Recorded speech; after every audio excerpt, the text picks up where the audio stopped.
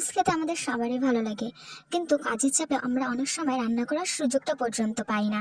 তাই আগে থেকে যদি কুক করা নুডলস থাকে তাহলে খেতে বেশ সুবিধা হয়। তাই এখন আমরা বাজারে পাচ্ছি কাপ নুডলস, যেটা আগে থেকেই কুক করা থাকে। সেটাতে একটু গরম পানি মিশিয়ে রান্না করে নিতে হয়। চলুন তাহলে দেখা যাক কিভাবে আমরা এই কাপ নুডলসটা তৈরি করব। আমি বাজার থেকে একটা মিস্টার নুডলস নিয়ে এসেছি। এখন এটা আমি খুলছি, দেখা যাক ভিতরটা কি অবস্থা।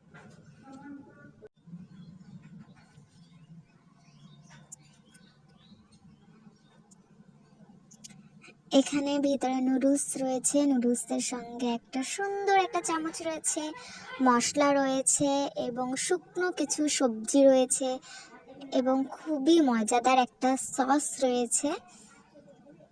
এখন আমরা এটা কিভাবে তৈরি করব সেই রেসিপিটাই দেখে নেওয়া যাক। এই যে প্রথমে আমরা নুডলসের উপরে শুকনো সবজিগুলো দিয়ে নিব সুন্দর করে চারপাশে, যেন প্রতিটা নুডলসের উপরে সবজিগুলো পড়ে।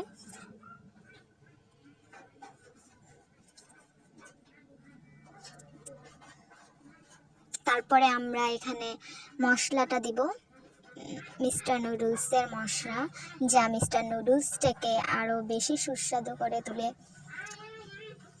আমার শুকনো সবজি এবং মশলা দেয়া হয়ে গিয়েছে। এখন আমি এখানে নুডলস পরিমাণ মতো পানি দিয়ে নেব, গরম পানি।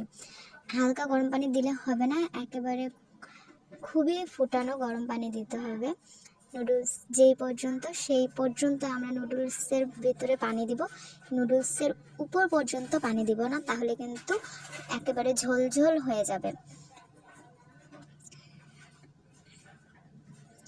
আমি এখানে পানি অ্যাড করছি, অ্যাড করার পর আমি চামচ দিয়ে একটু নুডলসটা হালকা করে নেড়ে দিব, যেন সেটা একটু ভিতরে চলে যায়। এরপর আমি ঢাকনা দিয়ে নিব। ঢাকনা দেওয়ার পর আমি 3 হতে 4 মিনিট অপেক্ষা করব। আমার 3-4 মিনিট হয়ে গেছে। এখন দেখি নুডলসটার কি অবস্থা।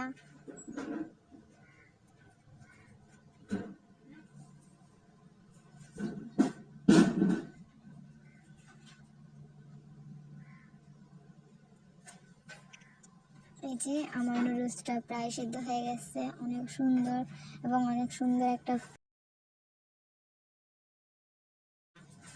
এরপর আমি এটার উপর একটু সস দিয়ে নেব, যেন নুডলসটা খেতে ভালো লাগে।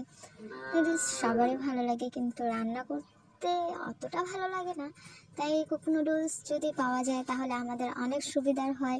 হালকা গরম পানি মেশালেই তো